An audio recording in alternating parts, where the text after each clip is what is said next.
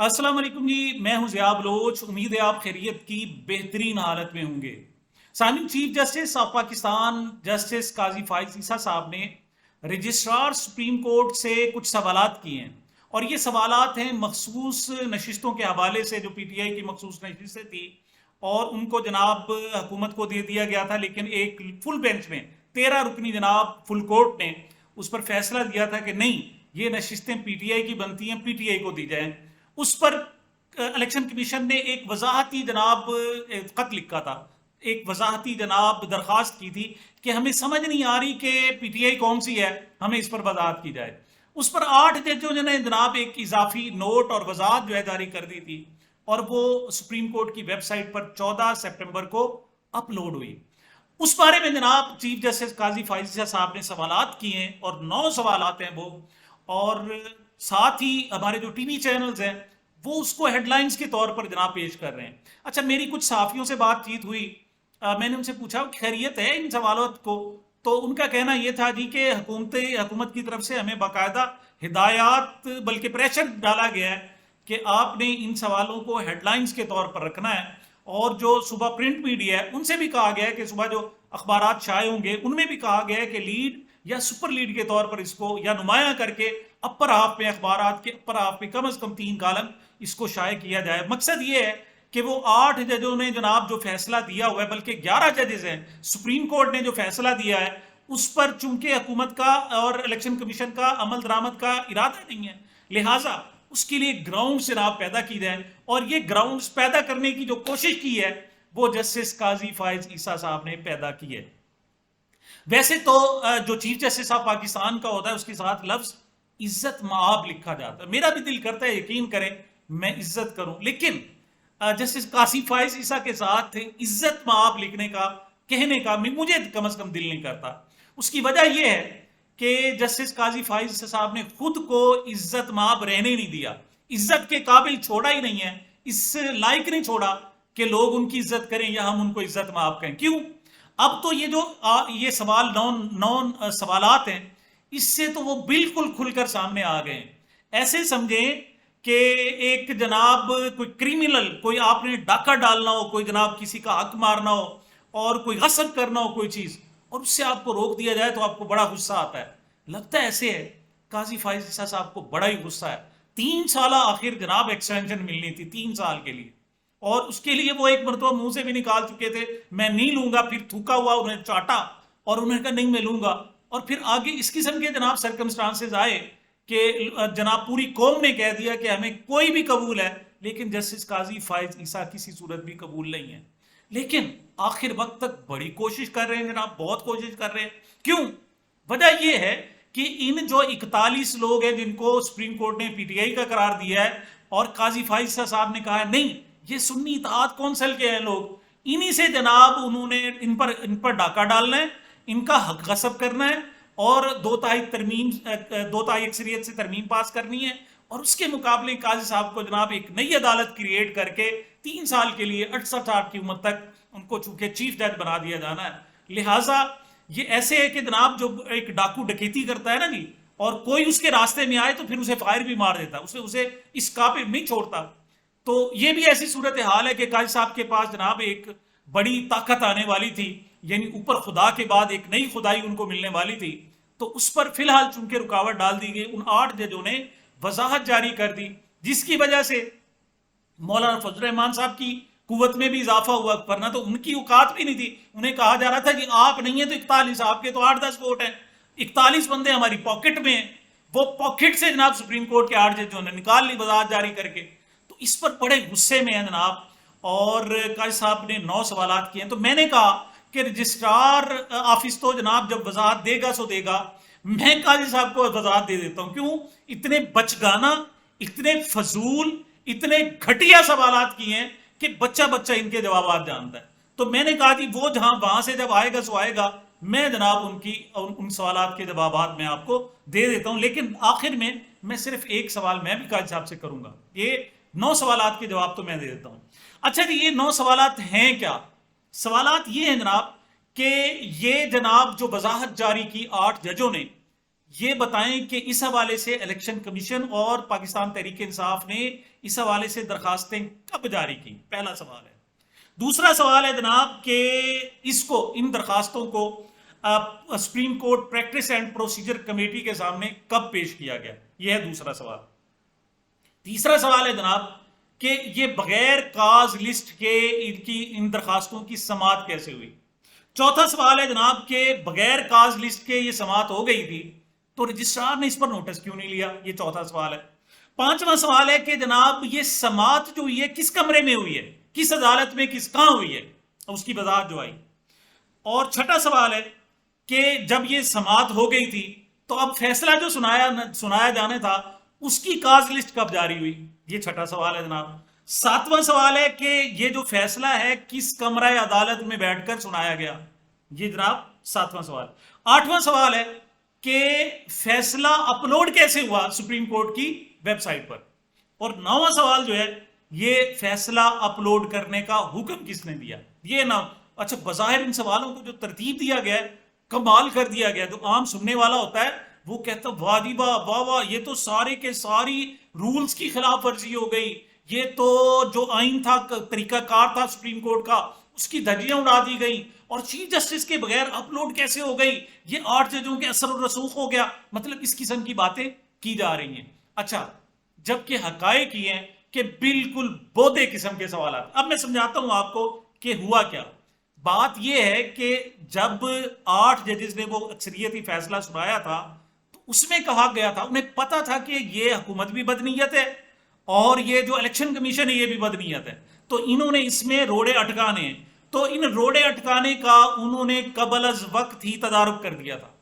اس فیصلے سنانے میں انہوں نے ایک شک ڈال دی اور وہ پڑھ کر جناب جسٹس منصور علی شاہ نے سنائی کہ آپ کو ہمارا یہ کوئی بھی فیصلہ سمجھ نہ آئے تو بہانہ مت کیجیے گا، آپ آ کر چیمبر میں ہم سے وضاحت طلب کر لیجیے گا، ہم آپ کو وضاحت دے دیں گے، کوئی چیز سمجھ نہ آئے تو ہم سمجھا دیں گے، اور اس کے لیے کوئی درخواست دینے کی ضرورت نہیں ہے، آپ نے ہمارے چیمبر میں آنا ہے اور ہم نے آپ کو اپنے سوال کرنا ہے، ہمیں بتا دینا ہے آپ کو جو چیز بھی سمجھ، یعنی یہ بات کہ آپ کو اس کی وضاحت کے لیے کوئی درخواست دینے کی ضرورت نہیں ہے، آپ نے چیمبر میں آنا ہے، ہم سے پوچھنا ہے اور ہم آپ کو بتا دیں گے، یہ فیصلے میں شامل تھا۔ اب ہوا کیا کہ الیکشن کمیشن نے بڑی چالاکی دکھائی، انہوں نے کیا ہی بہتر ہوتا ہے کہ آپ جناب آپ جسٹس منصور علی شاہ یا باقی کو 8 جج جتنے بھی تھے ان سے آپ اپروچ کرتے، انہوں نے خود کہا ہوا تھا کہ ہم سے جناب آ کر مل لیں آپ، یعنی دوسری طرف چیف الیکشن کمیشنر ہے نا راجہ سکندر سلطان صاحب، تو آ کر مل لے، تو انہوں نے آپ کو اجازت دی تھی، خود کہا تھا، لیکن اب انہوں نے چلاکی دکھائی الیکشن کمیشن نے، انہوں نے جناب تحریری شکل میں جناب یہ دے کے سپریم کورٹ میں پیش کر دیا۔ اب میں ان 9 کے سوالات کے جوابات میں یعنی پس منظر آپ کو سمجھ آ گیا کہ سپریم کورٹ کا جو وہ فیصلہ تھا جس میں مخصوص نشستیں پی ٹی آئی کو دینے کا کہا گیا تھا، جو 8-5 سے سنایا گیا تھا، 11 ججوں نے پی ٹی آئی کو تسلیم کیا تھا، اس میں جیسے قاضی فائز صاحب بھی موجود تھے، 8 ججوں نے کہا کہ یہ سیٹیں پی ٹی آئی کو دیں، 5 نے کہا تھا کہ نہ دیں، اور نہ دینے والوں میں جناب جسٹس قاضی فائز صاحب بھی شامل تھے۔ اسی میں کہہ دیا گیا تھا درخواست کی ضرورت نہیں ہے، وضاحت آ کر ہم سے لے لی جائے۔ اب یہ وضاحت زبانی بھی ہو سکتی تھی، تحریری بھی ہو سکتی تھی۔ اچھا، انہوں نے اس کو شکل دینے کی کوشش کی، کیوں پینڈنگ رکھنا تھا کہ جناب ہم نے وضاحت طلب کی ہے اور اس کو درخواست کی شکل، تو یہ درخواست تو تھی نہیں جناب، یہ درخواست تو نہیں تھی، یہ تو وضاحت مانگنی تھی۔ چاہے آپ زبانی مانگتے تو زبانی آپ کو بتا دیتے، آپ تحریری مانگتے تو آپ کو تحریری بتا دیتے۔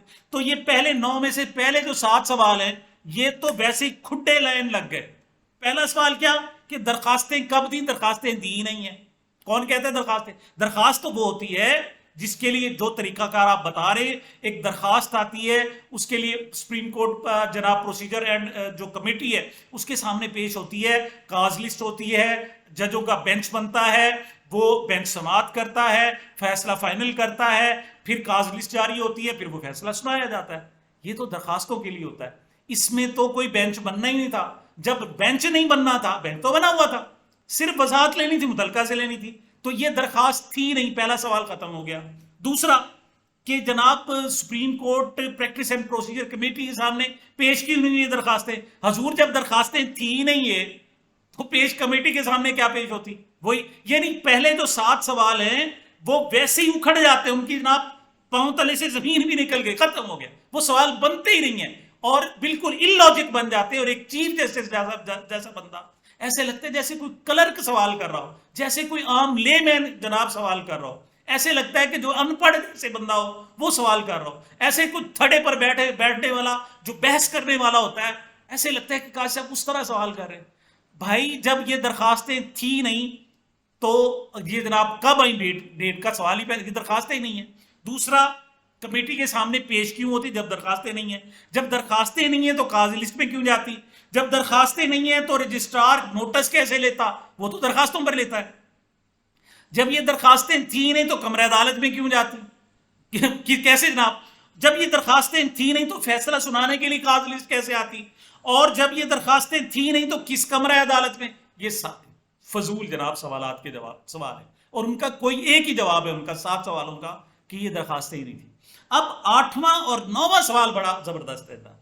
اس میں وہ کہتے ہیں کہ فیصلہ اپلوڈ کیسے ہوا؟ تو حضور یہ جو آپ نے سوال پوچھے ہیں یہ اپلوڈ کیسے ہوئے؟ اصل میں یہاں قاضی صاحب کی بدنیت ہی ہے، اور بدنیت یہ ہے کہ وہ چاہتے ہیں کہ یہ ظاہر کیا جائے کہ چیف جسٹس کی مرضی کے خلاف یہ جناب اپلوڈ ہوا سپریم کورٹ میں. حضور کوئی چیف جسٹس، آپ تو خود کہتے ہیں کوئی چیف جسٹس نہیں ہے، جیسے عام جج ہیں ویسے چیف جسٹس ہے. یہ آپ کے الفاظ تھے، میرے نہیں ہیں. جب آپ چیف جسٹس بنے تھے آپ نے کہا تھا نہیں میرے کمرے میں کے سامنے وہ جناب جو تختی ہے اس پر چیف جسٹس نہ لکھوایا جاؤ، میں بھی ایک عام جج ہوں، اور ایک حقائق بھی ہیں، سب کے برابر ہیں. اب اپلوڈ کیسے ہوتے ہیں جناب؟ اپلوڈ کسی ایک کے حکم پر نہیں ہوتے. مثلا آپ کے جس جج کا کوئی نوٹ ہوتا ہے وہ اپلوڈ ہو جاتا ہے، اس کے لیے کیا بات ہے؟ مثال اب آپ نے کوئی پروسیجر کمیٹی کا اجلاس بلایا تھا اور تب یہ نوٹ سامنے آیا ہے، تو آپ نے ایک جناب وضاحت مانگی یا سوالات کا کوئی نوٹ دیا، وہ اپلوڈ ہو گیا. تو اب یہ پوچھ رہے ہیں کہ وہ جناب اپلوڈ، بھائی کسی ایک جج نہیں، 8 کے 8 ججوں کا چونکہ دستخط تھے لہذا اپلوڈ ہونا تھے. اور اب بھی آئندہ 2 جج کریں گے تو اپلوڈ ہوگا، 4 جج کریں گے تو اپلوڈ ہوگا، 8 جج کریں گے تو اپلوڈ ہوگا. ان کے دستخط سے اپلوڈ ہونا ہے نا، آپ کے دستخط سے اپلوڈ نہیں ہونا. جی، اور آپ آخر میں وہی سوال کہ جناب یہ ثابت کرنا کہ چیف جسٹس کو بائی پاس کیا جا رہا ہے. تو بھائی آپ کے کوئی عہدہ ہی نہیں ہے آپ کا، آپ جب ہیں ہی برابر سب کے، تو کس طرح؟ یہ تو کوئی بھی جسٹس اطہر من اللہ اپنا کوئی نوٹ جاری کرے گا تو اپلوڈ ہو جائے گا، کسی کی اجازت کی ضرورت نہیں. اسی طریقے سے ان 8 ججوں نے کیا، تو آپ ایک کا نام کیوں پوچھ رہے ہیں جناب؟ کیا پہلے کسی، آپ یا تو کہیں کہ آپ کی ادارہ داری ہے، پھر سپریم کورٹ پر آپ کی ادارہ، آپ کی مرضی کے بغیر کوئی چیز اپلوڈ نہیں ہو سکتی. تو پھر یا تو یہ کہیں، پھر ججوں کو اٹھا کر پھینک دیں، آپ کہیں جی میں ہی ڈکٹیٹر ہوں، سپریم کورٹ کا chief dictator of supreme court قاضی فائز عیسیٰ، آپ لکھوا دیں چیف ڈکٹیٹر، چیف جسٹس نہیں، chief dictator of supreme court justice قاضی فائز عیسیٰ، یا تو یہ پھر لکھوا دیں. ورنہ ان ججوں کے جناب آپ ایسے ہی مفت میں جناب پریشان ہو بھی رہے اور پریشان کرنے کی کوشش بھی کر رہے ہیں، لیکن آپ کی ان چیزوں سے کوئی پریشان نہیں ہوتا. اصل بات یہ ہے کہ جون 28 جناب اکتوبر قریب آ رہا ہے، 25 اکتوبر قریب آ رہا ہے، آپ کی ریٹائرمنٹ کی ڈیٹ، آپ پریشان ہوتے جا رہے ہیں، ہائے کیا بنے گا، ہائے کیا بنے گا، ہائے کیا بنے گا. حضور وہی ہوگا جو منظور خدا ہوگا. آپ بڑی کوشش کر رہے ہیں عوام کو یوں داؤ لگانے کی اور رگڑا لگانے کی سپریم کورٹ کے ذریعے، اور آپ ایک رگڑا لگا بھی چکے. میں نے کہا نا ایک سوال، جب آپ سے کبھی پوچھا جائے گا، وقت آئے گا، لازمی آئے گا، کہ آپ نے پی ٹی آئی کے جو نشان چھینا ہے نا، وہ عمران خان کو نقصان نہیں پہنچایا، وہ آپ نے تحریک انصاف کو نقصان نہیں پہنچایا، ان کے جو 4 کروڑ ووٹر ہیں آپ نے ان کا حق مارا ہے. یہ اعتزاز بار بار کہتا رہا ہے کہ آپ یہ پی ٹی آئی کا حق نہیں مار رہے، عمران خان کا حق نہیں مار رہے. جو 4 کروڑ ووٹر ہیں جنہوں نے پی ٹی آئی کو ووٹ دیے، آپ نے ان کے حق پر ڈاکہ ڈالا ہے. اصل مسئلہ یہ انتخابی نشان چھین کر، اور اس کا جواب آپ کو آج دینا پڑے گا یا کل دینا پڑے گا. اور دوسری بات، آپ نے جناب جسٹس امین الدین خان سے تو نوٹ لکھوا دیا جناب، جو آپ دوسرے آپ کے خیال جج تھے، اپنا اضافی نوٹ تو آپ نے نہیں لکھا. انتظار کر رہے ہیں کہ تفصیلی فیصلہ آئے، پھر ان میں سے میں کوئی جناب چیزیں ڈھونڈوں اور پھر وہ لگا دوں. ورنہ آپ جاری کر دیتے، آپ جاری نہیں کر رہے. اور دوسرا ڈپٹی سیکٹرار نے جو لیٹر جناب لکھا تھا اس سے بھی آپ کو سمجھ آ گئی کہ در حقیقت وہ آپ کے اشارے پر لکھا گیا تھا تاکہ گراؤنڈز بنے. حضور گراؤنڈ بنتی نہیں ہے، لوگ سمجھ چکے ہیں، پاکستان کا پورا پاکستان آپ کو سمجھ چکا ہے، پوری دنیا آپ کو سمجھ چکی ہے، اب جو مرضی کریں آپ کرتے رہیں. تو حضور یہ جواب ہے مجھے جناب، میں ذاتی طور پر میں نے آپ کو سوالات کے جوابات دے دیے. اور دوسرا آپ کو بڑا شوق ہے جناب لائسنس جناب کینسل کرنا کا. اب مجھے بھی کہا گیا جناب کہ آپ جسٹس قاضی فائز عیسیٰ کے خلاف بولتے ہیں، ان کو جناب آپ بدترین چیف جسٹس کہا ہے، لہٰذا آپ کا جناب وہ جو ہائی کورٹ کا لائسنس ہے وہ کینسل ہو جائے، آپ کی وکالت کا لائسنس کینسل. مجھے کہا گیا، مجھے دھمکیاں ملی. بات یہ ہے کہ اگر کینسل ہو گیا تو کیا پھر خدا ہے آپ، میرا رسک ختم ہو جائے گا، کیا ہوگا؟ بات تو یہ آپ کی دھمکیوں سے کیا ہوگا؟ اور پہلی بات تو یہ کہ میں نے آپ کو بدترین چیف جسٹس نہیں کہا. یہ چیف جسٹس، یہ بلوچستان ہائی کورٹ بار ایسوسی ایشن جو آپ کی پیرنٹ بار ہے جہاں سے آپ آئے ہیں، یہ علیحدہ بات ہے کہ ڈائریکٹ آپ فلائی کر کے جناب چھاتا بردار کے طریقے سے آئے، ڈائریکٹ چیف جسٹس بن گئے. اس کی کہانی بھی لوگوں کو پتا ہے کیسے آپ جج کی بجائے ڈائریکٹ چیف جسٹس بن گئے تھے. تو حضور انہوں نے آپ کو بدترین چیف جسٹس کہا ہے، میں نے نہیں کہا آپ کو. اور مجھے جو دھمکیاں مل رہی ہیں کہ میری جناب وکالت کا لائسنس کینسل ہو جائے گا، تو آپ یاد رکھیں وہ عرفی کا ایک بڑا شعر ہے نا جی، میں وہ کوئی اور جواب نہیں دینا چاہتا، بس وہ شعر ہی آپ کو سنا دینا چاہتا ہوں کہ عرفی نہ منندیش زغوغائے رکیباں، عرفی نہ مندندیش زغوغائے رکیباں، آواز سگاں کم نہ کند رزق گدارا. کہ جناب یہ جو فقیر لوگ ہوتے ہیں جو وہ روٹی مانگنے کے لیے جاتے ہیں اور صدا لگاتے ہیں، تو وہاں جو علاقے کے کتے ہوتے ہیں اس جناب گلی کے، اس بستی کے، وہ ان فقیر کے پیچھے وہ لگ جاتے ہیں، تو وہ ان کو دھمکیاں دیتے ہیں، دھاڑتے ہیں اس پر. لیکن اس نے کہا کہ لیکن اس سے ایک فائدہ ہوتا ہے، فائدہ یہ ہوتا ہے کہ لوگوں کو پتہ چل جاتا ہے کہ کوئی آیا سائل اور صدا لگا رہا ہے. تو عرفی کہتا ہے کہ اے سائل، یہ جو کتے تجھ پر بھونک رہے ہیں نا، جو تجھے دھمکیاں دے رہے ہیں، ان کی دھمکیوں میں نہ آنا. کیوں؟ رزق جو ہے وہ اللہ تعالیٰ نے اپنے ہاتھ میں رکھا ہے. آواز سگاں رزق گدا کم نہ کند رزق گدارا، آواز سگاں کم نہ کند رزق گدارا. کہ یہ جو کتے جو بھونکنے کی جناب آوازیں ہوتی ہیں وہ کسی فقیر کا رزق ختم نہیں کر سکتی. سامعین، یہ میری اب تک کی گزارشات تھیں. مجھے اپنے چینل کو اپنی محبتوں اور دعاؤں میں یاد رکھیے گا. ملتے ہیں چھوٹے سے وقفے کے بعد.